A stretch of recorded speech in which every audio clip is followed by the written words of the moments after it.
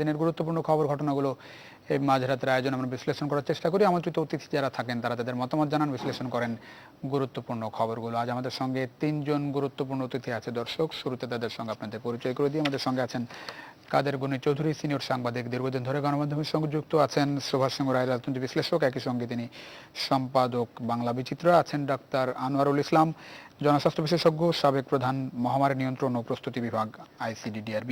আপনাদের তিনজনকে স্বাগত জানাচ্ছি নিউজ 24 এর নিয়মিত মধ্যরাতের আয়োজন। আমরা যে কয়টি বিষয় নিয়ে আলোচনা করতে চাই, একটু ধারণা দিতে চাই দর্শকদের।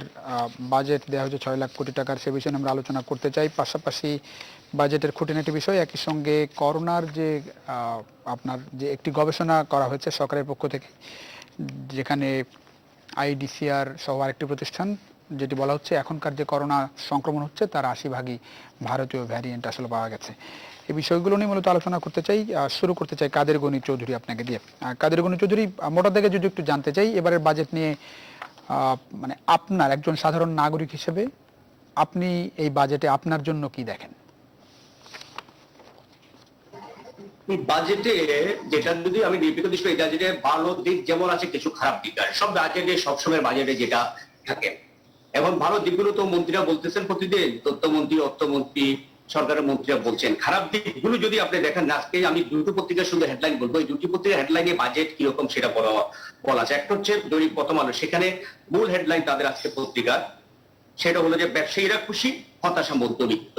আরেকটা চিত্র পাবেন ইত্তেফাকের হেডলাইনে, তাদের হেডলাইন হলো এরকম, করোনা কালে 6 কোটি নতুন দরিদ্রের ছুটে মুখে হতাশা। আসলে ওইখানেই আমি যেতে চাচ্ছিলাম, এই দুটো জায়গায়।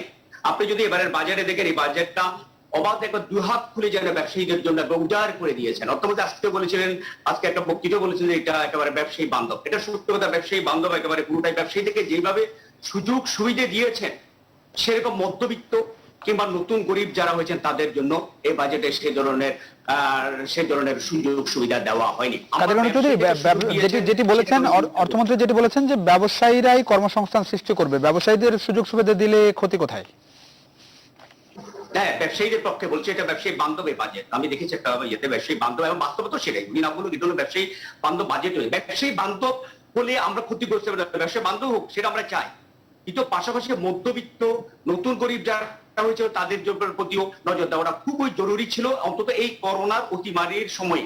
সেটা কিন্তু আমরা খুব একটা দেখছি না। আপনি দেখেন, ব্যবসায়ীদের যদি আপনাদের কর্পোরেট করার কমানো হয়েছে, গত বছরে কমাইছিল 2.5%, এবার 5% কমে দিয়েছে আপনার কর্পোরেট কর হার, যেটা হলো ব্যবসায়ীদের জন্য।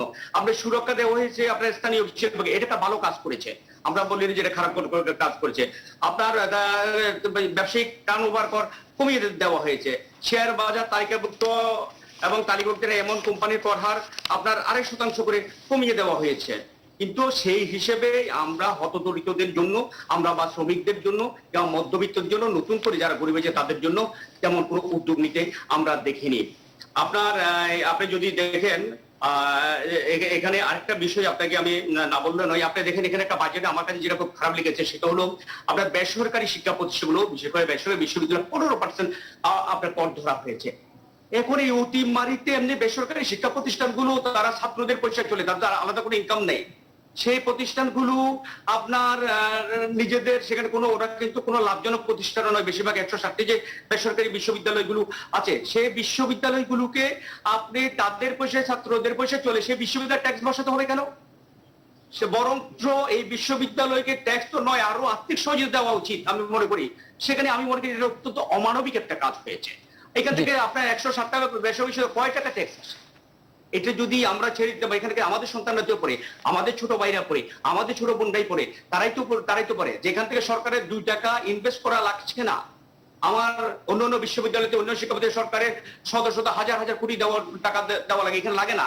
এই প্রতিষ্ঠানগুলোতে যদি এই ট্যাক্সটা না নিত তাহলে কি হতো, সেটা করেনি। আরেকটা যদি জিনিস আপনি যদি দেখেন, সেটা হলো কি, বাজেটে আপনি দেখবেন যে আপনার যে টিকা দেওয়ার ক্ষেত্রে যে বলা হচ্ছে যে টিকাদের ব্যাপারে কিন্তু কোনো স্পষ্ট কোনো বক্তব্য নেই, যেটা হয়তো আমাদের আনোয়ার ভাই বলবেন। সেখানে বলা হয়েছে 80% মানুষকে টিকা দেওয়ার ব্যবস্থা হবে, কিভাবে করবে সেটা বলেননি। একটা বলেছেন, হয়তো আনোয়ার ভাই বলবেন, সেটা যে 25 লাখ লোককে মাসে দেওয়া হবে বলেছে। 25 লাখ লোককে কিভাবে দেবে সেটা কিন্তু সুনির্দিষ্ট এখানে কোনো কিছু বলা হয়নি। আরেকটা যদি 25 লাখকে আমি মনে করি যে মাসে যদি দেওয়া হয় 2টা ডোজ, মাথায় রাখবেন, অর্থাৎ 12.5 লাখ, এই 2 ডোজ দিতে গেলে 1.10 বছরে লেগে যাবে। 16 কোটি মানুষকে যদি দিতে যান, 17 কোটি মানুষকে যদি আপনি টিকা দিতে যান, 10 বছর পর্যন্ত মানুষ অপেক্ষা করবে, এই সময় মরিত সব সাফ হয়ে যাবে। কেন আপনার 25 লাখ করে, অর্থাৎ 2 ডোজ 12.5 লাখ করে আপনি দিবেন সেই ব্যাপারে? এবং এটা যে আপনি দিবেন এখন বলছে, কবে থেকে শুরু হবে কিছু বলা আছে? বলা নেই। আদৌ পারবে কি? আদৌ সেই ধরনের উদ্যোগ আছেন? আমি পুরোপুরি জানি এটা আমরা করবো অবশ্যই, এটা একটা পরে ব্যাখ্যা অনেক ধন্যবাদ কাজী মজিদ, আসবো আপনার কাছে আবার আসবো। আপনি মোটা দাগে বেশ কয়েকটা বিষয় এখনো পর্যন্ত সেই ধরনের প্রস্তুতি একেবারেই নেই। আর যে জিনিসটা সবচেয়ে বেশি করা দরকার ছিল, আমি মনে করি এই যে মধ্যবিত্ত যে এখন যেটা 2.5 কোটি নতুন করে সরকার হিসেবে গরিব হয়ে গেছে মানুষ, আগের 3.5 কোটি, এই যে 6 কোটি মানুষ, আরো বেসরকারি হিসেবে আরো অনেক বেশি। এই লোকগুলোর জন্য একটা বড়, এই লোকগুলো বাঁচিয়ে রাখার জন্য একটা বড় উদ্যোগ নেওয়া দরকার ছিল। সেটা কিন্তু আমরা কিন্তু এই বাজারে দেখছি। অনেক ধন্যবাদ কাদের গণি চৌধুরী। আপনি যেখান থেকে শেষ করলেন আমি সেখান থেকে একটু শুরু করতে চাই। সুভাষ সিংহ আপনার কাছে আসতে চাই। সুভাষ সিংহ, সুনির্দিষ্ট আপনি একটু মোটা দাগে শুরুতে একটু বলবেন আপনার চোখে বাজেটটি আসলেই কতটা প্রত্যাশিত মনে হচ্ছে, করোনা কালের বাজেট আসলে মনে হচ্ছে কিনা? আর যেটি অর্থমন্ত্রী আজকে বলেছেন, করোনা কালে অনেক মানুষ আসলে নতুন দরিদ্রের তালিকায় গিয়েছেন, সরকারের কাছে নতুন দরিদ্রদের হিসাব নেই। মানে করোনা কালের দ্বিতীয় বাজেট, গতবারও করোনা কালের মধ্যেই ছিল বাজেট, এবারও মানে এটি আসলে কতটা প্রত্যাশিত যে এবারের বাজেটেও আসলে নতুন দরিদ্রদের বিষয়ে সুনির্দিষ্ট কিছু আপনি দেখেন কিনা? এবং যেটি বলেছেন নতুন দরিদ্রদের হিসাব সরকারের কাছে নেই, সেটি বা কতটা আশান্বিত করে বা প্রত্যাশিত আপনার কাছে? প্লাবন, আপনাকে অসংখ্য ধন্যবাদ। জি, নিশ্চয়ই আপনি আমাকে শুনতে পাচ্ছেন? শুনতে পাচ্ছি, জি। আমি যে কথাটি খুব দ্রুত তার সাথেই বলবো। প্রথমে আমার একটি অভিব্যক্তি, প্রতি বছর বাজেট যখন আসে, তার বাজেট আগে এবং পরে যখন বিশ্লেষণ করতে যাই, এই কথাটা আমি সব সময় বলি, কাদামাটির দেশ। আইয়ুব খান যেই পদ্ধতি চালু করে গেছে জুলাই থেকে জুন, এই আইইউবি পদ্ধতি বাংলাদেশের বাতিল করা উচিত। এই জুলাই থেকে জুন তখন কিন্তু আমাদের অনেকগুলো প্রকল্পর অর্থ ঠিক মতো ছাড় হয় না, কিংবা তাড়াহুড়ো করে কাজ করতে যে এই কাদামাটির দেশে এটা সম্ভব নয়। আমাদের যদি বাংলা অর্থ বছর ধরে থাকি, আমরা 14 এপ্রিল কিংবা এপ্রিল থেকে মার্চ সরকার বিবেচনা করে দেখতে পারে যে এই পদ্ধতিতে চালু করা যায় কিনা, এপ্রিল থেকে মার্চ করা যায় কিনা। এটা আমার প্রতি বছরই আমি এটা বলেই যাই। জি, যাই হোক, আমরা আলোচনাগুলো আসলে সব সময় আগের মতন করেই করি। ছাত্র জীবনে আমরা ব্যানার নীলক্ষেতের মোড়ে দোকানে লিখেই রাখতাম, গরিব মারার বাজেট মানি না, মানবো না। অথচ বাজেট হওয়ার 4 দিন আগের থেকেই আমরা এটা অর্ডার দিয়ে রাখতাম। এখন সেই সময় কিন্তু নাই। এখন সময় বদলেছে। বাংলাদেশের অর্থনীতি এখন এমন একটি সক্ষমতার জায়গায় গিয়েছে যে প্রতি বছর বাংলাদেশে যে কৃষি খাতে যে ভর্তুকি, এবারও দেখবেন প্রায় 9,500 কোটি টাকার ভর্তুকি এসেছে কৃষি খাতে। এটা একসময় ভাবা যেত না। একসময় সাইফুর রহমান সাহেব যখন বাজেট তৈরি করবেন, বাজেট তিনি উপস্থাপন করবেন, তার আগে তিনি যেতেন প্যারিস কনসোর্টিয়ামের বৈঠকে। ওখানে যে দাতা দেশগুলোর সাথে দেন দরবার করতেন, দেন দরবার করে এসে বাংলাদেশে ফিরে এসে বিমানবন্দরের সাংবাদিকদেরকে জানালেন যে এই অর্থ আমরা পেয়েছি, অতএব এটার উপরে বাজেট প্রণীত হবে। সেই সময় কিন্তু বাংলাদেশে এখন নাই। বাংলাদেশ আজকের প্রধানমন্ত্রী শেখ হাসিনার সৃজনশীল কূটনৈতিক দক্ষতা এবং বাংলাদেশের তার নেতৃত্বের কারণে বাংলাদেশ এমন জায়গায় গিয়েছে, বাংলাদেশ এখন শ্রীলঙ্কাকে সোয়াব দেয়। বাংলাদেশ এখন তাদের রুপি জমা নিয়ে তাদেরকে সহায়তা করতে এগিয়ে যায়। আমরা অবশ্যই ঋণ দেওয়ার দেশে পরিণত হচ্ছি, এটা আমাদের মনে রাখতে হবে। জানতে চেয়েছিলাম সরকারের কাছে নতুন দরিদ্রদের হিসাব নেই, যেখানে মানে অনেক মানুষ নতুন ভাবে দরিদ্র হলো, করোনা কাল চলছে, নিশ্চয়ই অনেক মানুষ সংকটের মধ্যে আছে, সেই জায়গায় গুরুত্ব দেখেছেন কিনা এই বাজেটে? আপনি যদি প্লাবন এখন দরিদ্রদের হিসাব করতে যান, আপনি যদি পৃথিবীর অনেক দেশেরই আপনি হিসাবটা কিন্তু এই মুহূর্তে খুঁজে পাবেন না। কেননা অস্বাভাবিক পর্যায়ে, অস্বাভাবিক সময়ে আমরা পাস করছি। আমি তো কোভিড-19 এই সময়টাকে বলেছি যে প্রহেলিকা। এটাকে অনুমান করা এবং তার সম্বন্ধে কোনো কিছু প্রেডিক্ট করা বেশ ডিফিকাল্ট।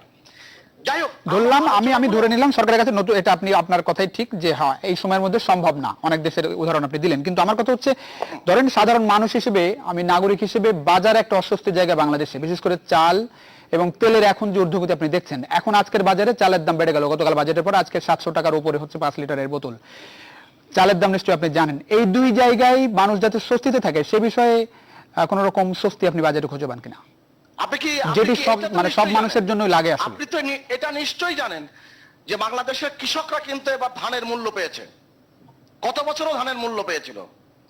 আমরা যখন কৃষকের ধানের মূল্য নিয়ে হিসাব করি তখন চালের মূল্য একটু বাড়লেও সেটা কিন্তু সহনশীল জায়গায় থাকে। এটা কিন্তু অর্থনীতির একটা বিষয়, প্রায় কিন্তু আলোচনায় আসছে। আমি সারাদিন ব্যাপী যে আলোচনা অংশগ্রহণ করেছি সেখানে প্রায় বলা হচ্ছে যে ঘাটতি বাজেট।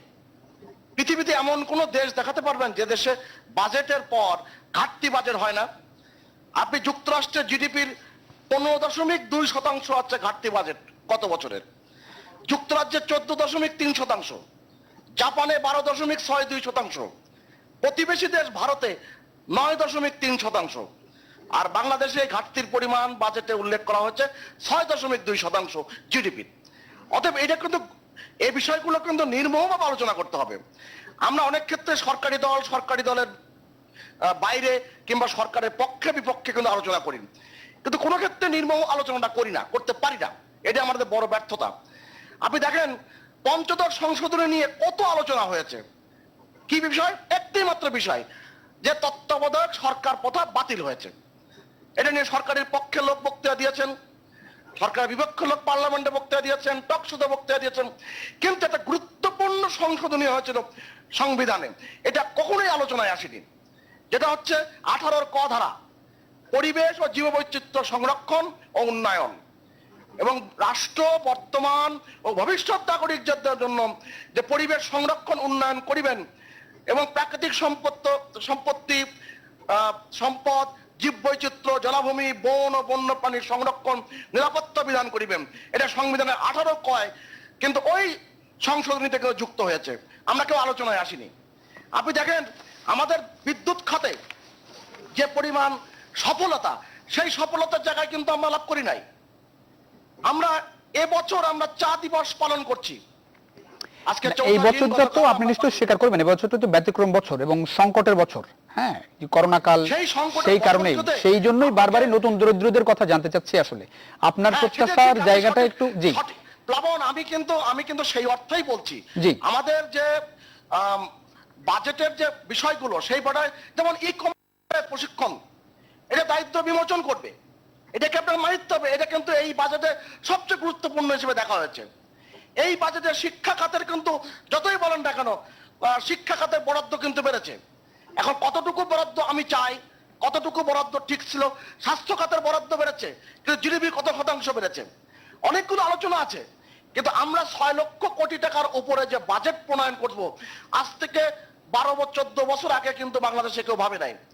অর্থাৎ এই অগ্রগতির জায়গাটুকু মাথায় নিয়ে বিদ্যুৎ জ্বালানি খাতে এবার বরাদ্দ বাড়ানো হয়েছে 3700 কোটি টাকা, অথচ এই বিদ্যুৎ বাংলাদেশে ছিল না। জি, আপনি যদি হিসাব করে দেখেন বিদ্যুতের যে পরিস্থিতি ছিল সেই জায়গা থেকে কতখানি অগ্রগতির জায়গায় এসেছে। এখন কাচিকাটা ইউনিয়ন, যে ইউনিয়ন আপনার শরীয়তপুরে, আপনার সেই যেটাকে কি বলা যায়, সেই দ্বীপের ভিতরেই আপনার সেখানে কিন্তু বিদ্যুৎ সংযোগ গিয়েছে। অনেকগুলো গুরুত্বপূর্ণ অর্জন আসে। আর একটা কথা বলি, ভ্যাকসিন তৈরির যে উদ্যোগের কথা মাননীয় প্রধানমন্ত্রী 2রা জুন জাতীয় সংসদে তার ভাষণে উল্লেখ করেছেন, এটা কিন্তু খুব গুরুত্বপূর্ণ অর্জন। এবং ভ্যাকসিনের ক্ষেত্রে আমরা যে গতিময়তার জায়গায় চলে গিয়েছিলাম, ছন্দপতন ঘটেছে, কিন্তু সরকার স্পষ্ট করে বলেছে ভ্যাকসিনের জন্য কোনো অর্থের ঘাটতি কখনোই বাংলাদেশে হবে না। আপনি জানেন ভারতে ভ্যাকসিন কিন্তু টাকা দিয়ে কিনতে হচ্ছে নাগরিকদের, সরকারি বেসরকারি পর্যায়ে 2 পর্যায়ে। অতএব সেই অগ্রগতির জায়গাটাও কিন্তু নিয়ে আমাদের ভাবতে হবে। অনেক ধন্যবাদ, অনেক ধন্যবাদ। আমরা একটু মানুষকে কিভাবে করের জালে আনা যাবে। বাংলাদেশে মাত্র 25,34,000 মানুষ কর দেন, এটা খুবই দুঃখজনক ঘটনা। এটা কি করে বিস্তৃত করা যায়, কিভাবে দুর্নীতি রোধ করা যায়, কিভাবে বরাদ্দকৃত বাজেটকে সক্ষমতার সাথে দুর্নীতিমুক্ত ভাবে এটাকে প্রয়োগ করা যায়, কিভাবে এটা দেশীয় শিল্পে বিকাশে করা যায়। সবচেয়ে গুরুত্বপূর্ণ হলো মেড ইন বাংলাদেশ প্রোডাক্টে এবার সবচেয়ে করের ছাড় দেওয়া হয়েছে, এটা খুব গুরুত্বপূর্ণ। জি, আসবো আপনার এই বিষয়ে নিশ্চয়ই বিস্তারিত আপনার কাছ থেকে জানবো। ডাক্তার আনোয়ারুল ইসলাম আসতে চাই। ডাক্তার আনোয়ারুল ইসলাম, টিকা বিষয়ে আমরা যে আলোচনা করছিলাম, এই বাজেটে আসলেই টিকার জায়গাটা কতটা গুরুত্ব পেয়েছে বলে আপনি মনে করেন? আর সার্বিকভাবে একটু স্বাস্থ্য বাজেটে কি পেল এবারের বাংলাদেশ, এইবারের যে বাজেট? আমি সংশোধন করতে চেয়েছিলাম ডক্টর আনোয়ারুল ইকবাল। জি, ডাক্তার আনোয়ারুল ইকবাল প্লিজ। জি, আসলে দেখেন, বাজেট থেকে আমার কাছে বেশি মনে হচ্ছে যে বাস্তবতার নিরিখে দেখেন, আমরা যখন প্রথম ভ্যাকসিন আমাদের দেশে আসে 130টা দেশ কিন্তু ভ্যাকসিন তখন পায়নি, ঠিক আছে?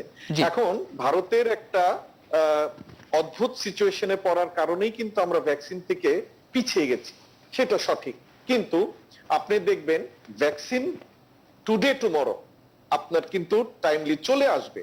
এবং আমি যতটুকু তথ্য রাখি, আমার কাছে যে তথ্য আছে, ইভেন আপনাদের সুখবরই দেই, এই যে 14 লক্ষ মানুষ এই যে অ্যাস্ট্রাজেনেকার সেকেন্ড ডোজটা দিতে পারেনি, সে অ্যাস্ট্রাজেনেকার ভ্যাকসিনও কিন্তু চলে আসবে।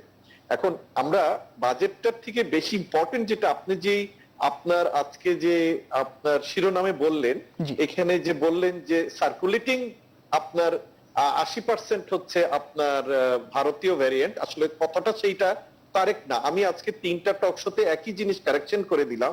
এটা হচ্ছে আইইডিসিআর যেই আপনার স্যাম্পল গুলো কালেকশন করেছে, মানে 50 জন, সেই 50 জনের মধ্যে 80%। এটার মানে এই না যে আপনার ওইখানকার যত মানুষের জিনিসটা ছড়িয়েছে তার 80%। এইখানে কিন্তু আপনার বোঝার একটা ব্যাপার আছে, জনগণেরও এটা বুঝতে হবে। এবং আমি খালি এটা আপনাকে বলতে চাই এইভাবে যে ভ্যারিয়েন্ট যেটাই হোক, আর একটা ভ্যারিয়েন্টের নিয়ম কি জানেন তো, যে এই ভ্যারিয়েন্টটা নতুন ভাবে আসে, সে আগের ভ্যারিয়েন্টটাকে সরিয়ে দেয়। দাদা এখানে আছেন, জিনিসটা বুঝতে পারবেন। জি, জি। জিনিসটা কি, যে দেখেন আমাদের যে প্রথমে নর্মাল যে করোনা ভাইরাসটা যেটা ছিল, তারপরে দেখেন সেটা রিপ্লেসড হলো আপনার ইউকে ভ্যারিয়েন্ট দিয়ে, তারপরে রিপ্লেসড হলো আপনার সাউথ আফ্রিকান ভ্যারিয়েন্ট দিয়ে, হ্যাঁ, তারপরে আপনার রিপ্লেসড হলো কিন্তু এই যে ইন্ডিয়ান ভ্যারিয়েন্টটা দিয়ে, যেটাকে আমরা ডেল্টা বলছি। কিন্তু আপনি মাঝখানে আবার খেয়াল রাখবেন, নাইজেরিয়ান ভ্যারিয়েন্টও বেরিয়েছে, এবং আপনার ভিয়েতনামে আপনি দেখবেন এখন একটা হাইব্রিড ভ্যারিয়েন্ট বেরিয়েছে, যেটা ইউকে এবং ইন্ডিয়ান ভ্যারিয়েন্টের সংমিশ্রণ। এগুলো কিন্তু সবই আসতে পারে, আবার আমাদের দেশে নতুন করে মিউটেশন হয়ে নতুন ভ্যারিয়েন্ট আসতে পারে। বাট যেটা আমাদের করা উচিত, যেটা আমাদের বাজেটের থেকে মোর ইম্পর্টেন্ট, যেটা আমাদের যে আপনার এখন সীমান্তবর্তী যে এলাকাগুলো রয়ে গেছে, জি। মানে যেগুলো আপনার এখন নওগাঁ, নাটোর, আপনার সাতক্ষীরা, এইসব জায়গা অবশ্যই মানে একদম সম্পূর্ণভাবে লকডাউনটা রাখা উচিত। এই কারণে রাখা উচিত, এই পেরিফেরির থেকে যদি এটা শহরমুখী হতে থাকে, এটা যদি কোনো কারণে আপনার বিচ্যুতি ঘটে, তখন কিন্তু আমরা ভারতের মতো হয়ে যাওয়ার সম্ভাবনাটা আমার কাছে ডাক্তার বেশি। আনোয়ারুল ইকবাল, Otherwise- এই যে আপনি এখন যেটি বলছেন, এই কথা তো ধরেন ঈদের আগে থেকেই কিংবা ঈদের পরে থেকে, যখন সীমান্তবর্তী এলাকায় করোনা সংক্রমণ বাড়া শুরু হলো, তখন থেকে বলা হচ্ছে যে লকডাউন করে দেওয়া হোক, বা মানে পদক্ষেপগুলো কত দ্রুত নেওয়া যাচ্ছে বাংলাদেশে, শুরু থেকে যদি একটু মানে সেই পর্যবেক্ষণ থেকে যদি একটু বলেন। এখন তো অলমোস্ট ছড়িয়ে যাচ্ছে। অবশ্যই। জি, অবশ্যই দেখেন, আমরা এই ঈদে না, আমরা সেই গত বছরের ঈদ থেকে কিন্তু আমরা এই চেঁচামেচি করে আসছি, যেহেতু এটা একটা সংক্রামিত ব্যাধি, এটার জন্য বিশেষজ্ঞর প্রয়োজন নাই। এটা যদি ক্যান্সার হতো, আমার যদি একার হতো, আপনার কোনো সমস্যা ছিল না। কিন্তু এটা এমন একটা ব্যাধি যে আমার হলে আপনার সমস্যা হবে, আপনার হলে আরেকজনের সমস্যা হবে। এবং যেই ইন্ডিয়ান ভ্যারিয়েন্টটা ঢুকেছে, সেটার একটা সমস্যা, মানে সবচেয়ে খারাপ পার্ট হচ্ছে এটা খুবই মানে ভিরুলেন্ট, এবং এটা ট্রান্সমিসেবল বেশি। যে এখন যেটা হচ্ছে যে স্টেপস গুলো নিতে হয়, আমি বলি খুব সহজ ছিল জিনিসটা, যেটা হলো প্রিভেনশন করেই কিন্তু আপনার এটা ঠেকাতে হবে। আমাদের দেশে কিন্তু আপনি ট্রিটমেন্ট করে এটা ঠেকাতে পারবেন না, কারণ আমাদের যে জনগোষ্ঠী, আমাদের যে পপুলেশন, এটা কিন্তু আমি ট্রিটমেন্ট দিয়ে শেষ করতে পারবো না। যেটা আপনাদেরকে বলি, মার্চের মাঝামাঝি এবং এপ্রিলের প্রথম সপ্তাহে যে চিত্রটা আপনারা দেখেছিলেন, সেই চিত্রে যদি আমরা যাই, তখন কিন্তু আমরা ঠেকাতে পারবো না। তো সেইখানে আমরা বারবার বলেছি যে দেখেন, লকডাউন কিন্তু কোনো পার্মানেন্ট সলিউশন না, আমরা এক কথায় সেটা বলেছি। বাট যখন পরিস্থিতি আপনার উপস্থিত হবে, তখন আপনার দিতে হবে। সেই ক্ষেত্রে আপনার এইখানে পাবলিক হেলথের একটা মেইন ইম্পর্টেন্ট ইস্যুই হচ্ছে যে আপনি চটজলদি সিদ্ধান্ত নেবেন এবং সিদ্ধান্তের সাথে সাথে সেটা ইমপ্লিমেন্টেশন করবেন। সিদ্ধান্ত এবং ইমপ্লিমেন্টেশনের মাঝখানে যদি সময় দেন, তাহলে কিন্তু আপনার সমস্যা হবে। যেমন আমি একটা উদাহরণ দিয়ে বলি, আজকে আমি দেখলাম যে রাজশাহী কমিশনার সাহেব রাজশাহীর আপনার একটা হাসপাতাল পরিত্যক্ত ছিল, আজকে ওনারা এটা ঠিকঠাক করছেন এবং আরো সামনে 4 মাস বা 4-5 দিন 7 দিন সময় লেগে যাবে। এই জিনিসটা তো ওনারা আগেরই করতে পারতেন, যেমন অক্সিজেন সিলিন্ডার নিয়ে রাখতে পারতেন। মানে এইসব হলো প্রিপারেশনের ইস্যু। প্লাস ঢাকা থেকে কিছু এক্সপার্ট নিয়ে গিয়ে ওখানে যারা আছে তাদেরকে ট্রেন করে দিতে পারতেন। এই জিনিসগুলো আমাদের করা উচিত। এখনো যা সময় আছে যে আমরা যদি স্বাস্থ্যবিধিটা মানানোর ব্যবস্থা করতে পারি এবং ওই যেসব ইনফেক্টেড এরিয়াগুলোতে লোকজন আছে এক শহর থেকে আরেক শহরে যাওয়াটা বন্ধ রাখতে পারি, তাহলেই কিন্তু আমরা সেভ হব।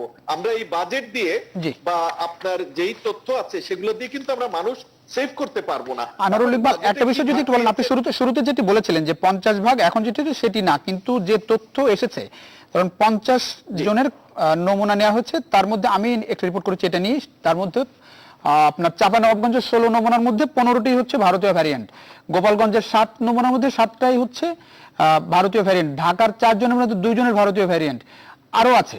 হ্যাঁ, মোটামুটি তো ছড়িয়ে গেল বিষয়টি, এবং 14 জন যারা বিদেশে যাননি, বিদেশিদের কারোর সঙ্গে কোনো রকম সংস্পর্শ তো নেই তাদের। দেখেন, এই জিনিসটার জন্য কিন্তু ঈদে আসা যাওয়ার কোনো ইস্যু না। এইখানে ইস্যু হচ্ছে ভারত থেকে যে লোকজন ভিতরে ঢুকেছে সেগুলো হচ্ছে ইস্যু। এবং আপনার মেইন যেটা সমস্যা, যেটা এই যে ঢাকায় যে দুটো আপনি পেয়েছেন, এই দুটার কারণে আমরা চিন্তিত আরো বেশি। এই কারণে এটাতে বোঝা যায় কমিউনিটি ট্রান্সমিশন হতে যাচ্ছে বা হচ্ছে, তো সেইখানেই আমাদের চিন্তাটা। তো ওই যে 2 জন, আপনার 16 জন 15 জন 18 জন, ওইটা কিন্তু আমার কাছে ফ্যাক্টর না। এবং 14 জন আছেন, 14 জন আছেন যারা বিদেশে যাননি, বিদেশ থেকে ফেরত কারো সংস্পর্শ আসেননি। কারেক্ট। এই জিনিসটা আমি এর জন্য বলছিলাম যে আমাদের কিন্তু এখন সেই রকম ভাবে, আমি দেখলাম কিছুক্ষণ আগে যে একজন ডিসি মহোদয় কিছু বিজিবি তারপরে পুলিশ নিয়ে মাইকিং করছেন। পুলিশ বিজিবি দিয়ে কিন্তু আপনি করোনা ঠেকাতে পারবেন না। আপনার যেটা করতে হবে, আপনার কিছু পার্টিকুলার স্টেপস নিতে হবে। সেই স্টেপস গুলো কি? স্টেপস গুলো হলো আপনার জনসাধারণের জন্য, আপনার যেমন একটা রাজশাহীতে আজকে একটা দেখলাম যে সন্ধ্যা 6টা থেকে সকাল 6টা পর্যন্ত আপনার মানে ওনারা কারফিউ আকারে দিয়েছেন। তাহলে সন্ধ্যা 6টা আর সকাল 6টার মধ্যে করোনা হবে আর অন্য টাইমে করোনা হবে না, তা তো না। সুতরাং আমাদের যে প্ল্যানিংটা করতে হবে, যেমন একটা উদাহরণ দেই, আমাদের কিন্তু যেমন চাঁপাইনবাবগঞ্জের কথাই বলি, ওটার পপুলেশন কিন্তু আমরা জানি, ওখানে কতজন আমরা 50 মানুষ আছে সেটা ইয়েও কিন্তু আমরা জানি, এবং আমাদের বেড সংখ্যা কত আছে সেগুলো দিয়ে যদি আমরা ক্যালকুলেশন করি, তাহলে আমাদের সামনে রোগী কত হতে পারে সেই জিনিসটাও কিন্তু বের করতে পারি। এই জিনিসগুলো দিয়েই কিন্তু আমাদের ট্যাকেল করতে হবে, আদারওয়াইজ কিন্তু আমরা বিপদে পড়ব। জি, অনেক ধন্যবাদ। আসবো আপনার কাছে আবার আসবো। কাদের গনি চৌধুরী, কালো টাকার বিষয়ে সুস্পষ্ট কিছু আসলে এবারের বাজেট নেই। বাজেট পরবর্তী যে সংবাদ সম্মেলন করেছেন ভার্চুয়ালি, সেখানে অর্থমন্ত্রী বলেছেন যে কালো টাকার সুযোগ থাকতেও পারে, ইঙ্গিত দিয়েছেন অর্থমন্ত্রী। এই বিষয়টিকে আপনি আসলে কিভাবে দেখছেন? আপনি যেটা বলছেন, কিন্তু এই বাজেটে যে আমরা যদি অনেকে আলোচনা করছেন যে কালো টাকা টোটাল সুযোগ রাখা হয়নি, সেটা সঠিক নয়। কেন সঠিক নয়? আপনি যদি দেখেন, এখানে কিন্তু কিছু ক্ষেত্রে না করেছেন, কিন্তু কিছু ক্ষেত্রে কিন্তু আপনার কালো টাকাকে কিন্তু সুযোগ এই বাজেটও দেওয়া হয়েছে। এর মধ্যে যদি আপনি দেখেন, একটা অর্থমন্ত্রী আমি যে বক্তব্য দিয়েছি সেখানে বলা হয়েছে যে 2% আপনার, যেটা আমি একটু দেখি থেকে বলি, সেটা হলো বলা হচ্ছে যে জুলাই 2020 থেকে 30 জুন 2021 এর মধ্যে ব্যক্তি শ্রেণীর করদাতারা অপ্রদর্শিত অর্থ, জমি, ভবন, ফ্ল্যাট এবং অ্যাপার্টমেন্ট প্রতি বর্গ মিটারের উপর নির্দিষ্ট হারে এবং নগদ অর্থ, ব্যাংকে গচ্ছিত অর্থ, সঞ্চয়পত্র, শেয়ার বন্ড বা অন্য কোনো সিকিউরিটিজের উপর 10% কর দিয়ে আয়কর রিটার্ন প্রদর্শন করলে কোনো কর্তৃপক্ষ এই বিষয়ে প্রশ্ন তুলতে পারবে না। তার মানে কি? কালো টাকা সাদা করার পর আরেকটা কিছু সুযোগ দেওয়া হয়েছে, একেবারে দেয়নি তা নয়। কালো টাকা সাদা করার ব্যাপারে কিন্তু অর্থনীতির মধ্যে মিশ্র বক্তব্য আছে, প্রতিক্রিয়া আছে। তাদের মধ্যে কেউ বলেন যে এটা দেওয়া উচিত, কেউ বলে দেওয়া উচিত নয়। কিছু ক্ষেত্রে যদি আপনি দেখেন, এটা কমিয়ে আনা উচিত আস্তে আস্তে। একেবারে আমিও একজন সাধারণ মানুষ হিসেবে আমি মনে করি যে কালো টাকা একদিনেই বন্ধ করলে কিন্তু আমাদের সমস্যা হতে পারে। যেমন আপনি যদি একটা উদাহরণ দিয়ে আপনি দেখবেন, গত বছরের যদি আমি হিসাব দিই, মানে আমরা যে বিদায়ী যে অর্থ বছর 2020-21 অর্থ বছরের, সেখানে দেখবেন 200 ব্যক্তি আপনার কি করেছেন, 10% কর দিয়ে পুঁজিবাজারে বিনিয়োগ বিপরীতে 207 কোটি টাকা সাদা করেছেন। অর্থাৎ গভর্নমেন্ট এই ক্ষেত্রে পেয়েছে 26 কোটি টাকা। আবার আসেন দ্বিতীয়, জমি কেনার মাধ্যমে প্রায় 1500 করদাতা কালো টাকা সাদা করেছেন, এতে সরকার পেয়েছেন 124 কোটি টাকা। তৃতীয়ত আসেন অ্যাপার্টমেন্ট কিনে 2600 করদাতা কালো টাকাকে সাদা করেছেন। এই যে বিদায়ী বাজেটের কথা আমি বলছি, অর্থ বছরের কথা বলছি, এনপিএ তে কর পেয়েছেন 120 কোটি টাকা। আবার নগদত্ব, ব্যাংক আমানত, অন্যান্য আর্থিক স্কিমগুলোতে বিনিয়োগের মাধ্যমে আমরা কালো টাকা সাদা করছেন 6000 লোক করদাতা। তো এর মধ্যে তারা প্রায় এনবিআর প্রায় এখান থেকে পেয়েছে 1100 কোটি টাকা বিদায়ী অর্থ বছরে। এখন আমার যেটা হলো, আমরা যদি এই জায়গাটা যদি সরকার আটকে রাখতেন, সেখানে কি করতেন? সেখানে এই টাকাগুলোকে তারা কিন্তু এই টাকাগুলো কিন্তু তারা সাদা করতো না। এই যে কয়েকশো কোটি টাকা যে সরকার যে ট্যাক্স পেয়ে সেটাও পেত না। এটা কিন্তু সত্যি কথা। অথবা আপনি আরো কড়াকড়ি করতেন, এই টাকাগুলো কোথায় চলে যেত? বিদেশে চলে যেত। এটা হলো বাস্তবতা। এই টাকাগুলো কিন্তু বিদেশে চলে যেত। অতএব কালো টাকাগুলোকে কিভাবে, যারা এখন কালো টাকার মালিক, ওদেরকে কিভাবে আপনি আপনার করের ভিতরে নিয়ে আওতায় নিয়ে আসতে পারেন, সেটা চেষ্টা হওয়া উচিত আমি মনে করি। আমার এই বক্তব্য অনেকে অবশ্য অপছন্দ করবেন। আমার শুধু আমি একটা বক্তব্যের বিরোধিতার জন্য বিরোধিতা করবো, এটা অন্তত আমি আপনি বলছেন যে কালো টাকা সাদা করার সুযোগ একটু হলেও থাকা উচিত। এইটা আরেকটা জিনিস আপনি যেটা একটু আগে যেটা বলেছেন, আমি একটু সেটা বলি। আমাদের আনোয়ার ইকবাল ভাইয়ের সাথে উনি যেটা হলো আপনার, উনি ওনার প্রায় সব বক্তব্যের সাথে একমত। আপনি একটা জিনিস দেখেন, আমার যে বক্তব্যটা হলো, উত্তরবঙ্গের জেলাগুলোতে অনেক দিন ধরে কিন্তু বিষয়কে বলতে, যখন ভারতের মধ্যে অতিমারি ভয়াবহ ভাবে আমাদের সীমান্ত জেলাগুলোতে যখন আপনার করোনা শুরু হয়ে গেল, তখন আমাদের যারা বিশেষজ্ঞ তারা বললেন সেখানে গুরুত্ব দেওয়া উচিত, সেখানে লকডাউন করা উচিত, ভারত থেকে যেন লোক আসতে না পারে। আমি এটা বিশ্বাস করি, বাংলাদেশ ভারতে প্রায় 32 সীমান্ত আছে। বাস্তবতা কিন্তু আমাদের সেখানে 32 জেলার সাথে কিন্তু সীমান্ত আছে ভারতের সাথে। এটা একটা কঠিন ব্যাপার, কিন্তু সরকার এই ব্যাপারে আরো বেশি জোরালো ভাবে সেটা পদক্ষেপ নেওয়া উচিত ছিল। জি, অনেক ধন্যবাদ, অনেক ধন্যবাদ। আমি একটা বিষয় একটু সুনির্দিষ্টভাবে জানতে চাই, কাদের গণিত চৌধুরী, একটা বিষয় জানতে চাই, নিশ্চিত শুনতে পাচ্ছেন আপনি? আমি আমার বক্তব্যটা শেষ করে দিই। সেটা হলো অল্প সময়ের মধ্যে আমি শেষ করবো। সেটা হলো যে সেটা না করার কারণে হয়তো এটা বেড়ে গিয়েছে, সেটা করতে পারতো। একটা জিনিস আমি ওইটাই বলছিলাম, আজকে দিনাজপুরে গতবার একটা রিপোর্ট আছে, দিনাজপুরে এখনো পর্যন্ত সেখানে স্বাস্থ্যবিধি মানার ব্যাপারে কোনো কড়াকড়ি আরোপ করা হচ্ছে না। আমি ওইখানে বলছি যে আমাদের চিল্লাচিল্লি করতে হবে, বিশেষজ্ঞদের হই হুল্লোড় করতে হবে, তারপরে করতে হবে কেন? নিজ দায়িত্বে কেন করছে না? সেখানে আমাদের প্রশাসনের লোক নাই, সেখানে আমার স্বাস্থ্য বিভাগের লোক নাই, তারা কেন করছে না? করার কারণে আজকে একটা ভয়াবহ আকার এখন ধারণ করছে। আমি এখনো বলি সিরিয়াসলি যদি সরকার সীমান্ত জেলাগুলোতে যদি ভালোভাবে হস্তক্ষেপ না করে, এটা কিন্তু আমাদের একটা ভয়াবহ পরিণতির দিকে নিয়ে যেতে। অনেক ধন্যবাদ। যেটি জানতে চাচ্ছিলাম কাদের গণিত চৌধুরী, ব্যবসায়ীরাই কর্মসংস্থান সৃষ্টি করবেন। ব্যবসায়ীদের জন্য অনেক বেশি সুযোগ সুবিধা রাখা হয়েছে, মধ্যবিত্ত নিম্নবিত্তের জন্য খুব বেশি কিছু নেই। ব্যবসায়ীরা কর্মসংস্থান সৃষ্টি করবেন, খুবই ভালো কথা, কিন্তু ব্যবসায়ীদের উপরে আসলে কতটা আস্থা রাখা যায়? ব্যবসায়ীদের কাছে মানুষ অনেক সময় যেটি হয় যে ব্যবসায়ীদের কাছে অনেক সময় জিম্মি হয়ে যায় মানুষ। এবং এখনকার সংসদে আপনি যদি দেখেন, এখন প্রায় 70% আসলে ব্যবসায়ী। মানে এটি কি ব্যবসায়ীদের স্বার্থে করা হয়েছে, নাকি ব্যবসায়ীরা কর্মসংস্থান সৃষ্টি করবেন, কিংবা সাধারণ মানুষ ব্যবসায়ীদের মাধ্যমে সুযোগ সৃষ্টি হবে? মানে বিষয়টি আসলে একটু ইকুয়েশন আপনার কাছ থেকে বুঝতে চাই, কাদের গণিত চৌধুরী।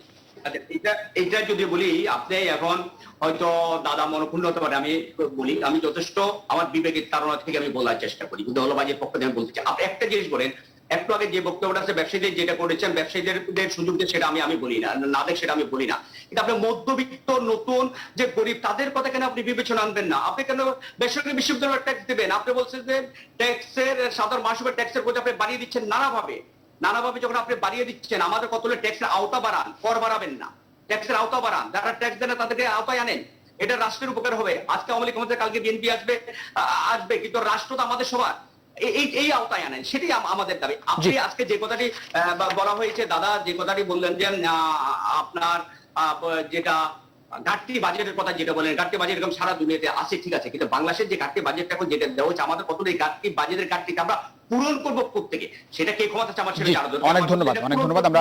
আমরা একটু সুভাষ সিং রায়ের কাছ থেকে শুনতে চাই। উচ্চ ঋণে যে আমাদের দেওয়া হয়েছে, সেটা উচ্চ ঋণে, বিদেশ থেকে ঋণ নিয়ে, ব্যাংক থেকে ঋণ নিয়ে, এই ঘাটতিটা আপনাকে পূরণ করতে হবে। তাহলে এই যে ঋণের বোঝাটা কিন্তু আপনি জনগণের উপরেই আপনি চাপিয়ে দিচ্ছেন। আমাকে শুধু লোক দেখানোর জন্য বিশাল একটা বাজেট করে দিলাম দেখানো, সেটা বড় কথা নয়। আমার আয়ের ঘাটটাও আমাকে দেখতে হবে, আমার আয়টা ঠিকমতো আসবে কিনা। অনেক ধন্যবাদ কাদের গণিত চৌধুরী। আমরা বুঝতে পেরেছি। সুভাষ সিং রায়ের কাছে একটু আসছে। সুভাষ সিং রায়, এই বিষয়টি একটু জানতে চাই। জি, কথা বলি, আমাদের অর্থমন্ত্রী নির্যাতন ব্যবসায়ী, উনি ব্যবসায়ী হিসেবে সবসময় যতটা বাজেট দিচ্ছেন, ব্যবসায়ীদের স্বার্থে দিয়েছেন, জনগণের স্বার্থটা উনি খুব কমই দেখেছেন। অনেক ধন্যবাদ। সুভাষ সিং রায়, ব্যবসায়ীদের স্বার্থ দেখলে সমস্যা কোথায়? মানে জনগণের স্বার্থ কি আসলে ব্যবসায়ীদের স্বার্থ দেখলে জনগণের স্বার্থ দেখা হয় কিনা? আচ্ছা, ব্যবসায়ীদের অনুপাত যখন নির্ণয় করা হয় কিংবা এটা যখন আমরা লেখালেখি করি কথাবার্তা বলি সেটা কিসের উপরে ভিত্তি করে? একজন কাদের গনি চৌধুরী একটা ট্রেড লাইসেন্স আছে, তার ভাইয়ের তার একটা দোকান ছিল অনেক আগে এবং সেই দোকানটা এখন তার ছোট ভাই পরিচালনা করে, তিনি সাংবাদিকতা করেন। এখন কাদের গনি চৌধুরীর নামটা কি ব্যবসায়ী হিসেবে আসবে কিনা? ট্রেড লাইসেন্স থাকলে যদি ব্যবসায়ী হিসেবে নাম যুক্ত হয়ে যায় তো সেই ব্যাপারে যথেষ্ট কথা বলার সুযোগ রয়েছে। যাই হোক, ওই বিতর্ক আজকে তুললাম না এই সময়।